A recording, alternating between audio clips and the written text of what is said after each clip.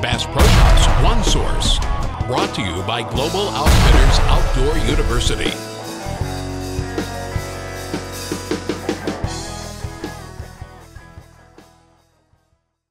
Terry Hetrick here with GO Shooting.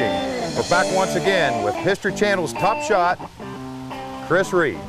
Chris, what do you want to work on today?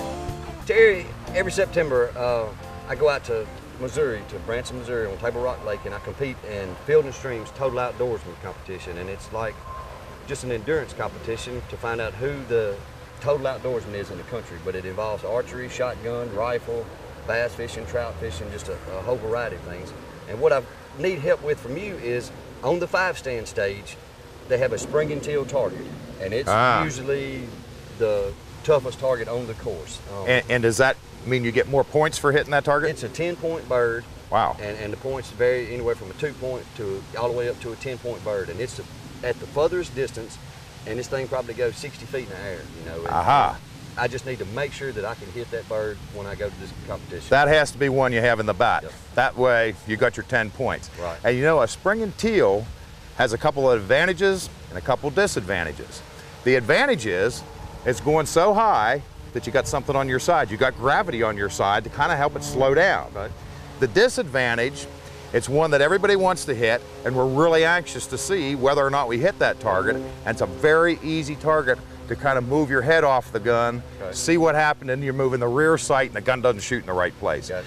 Let's walk up and shoot a couple, and let's practice real hard, keeping that head nice and still on the gun, so we're anchoring the rear sight, your right eye, so that gun will shoot right where you look. Grab your gun and let's shoot a couple.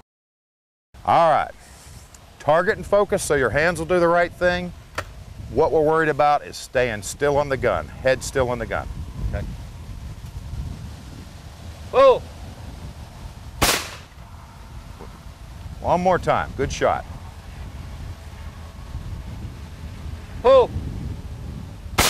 Head still on the gun. Chris, that's some good shooting. You know what I'd like to do for you?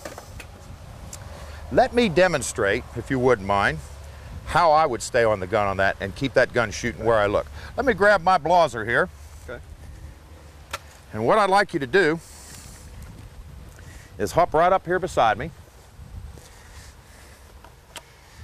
Now, the show isn't out there. What I want you to watch is how my head stays still on the gun and how long it stays still on the gun. Let's see what we can do here. I believe if you push that button, you'll get me a Springing Teal. Okay, let's watch how I keep my head still on the gun the entire shot. Are you ready? Trapper ready. Paul.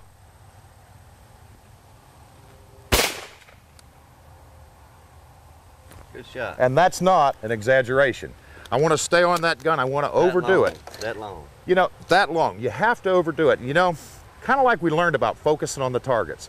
The more you do something, the better you get. The better you get, the quicker you can do it. Right. So if we practice coming out of that gun early, we get better at it, we get quicker at it, and then all of a sudden, we're out of the gun before the BBs are out of the barrel and they're heading in the wrong direction. Gotcha. Let me see you trade places with me, and let me see you imitate exactly what I did there.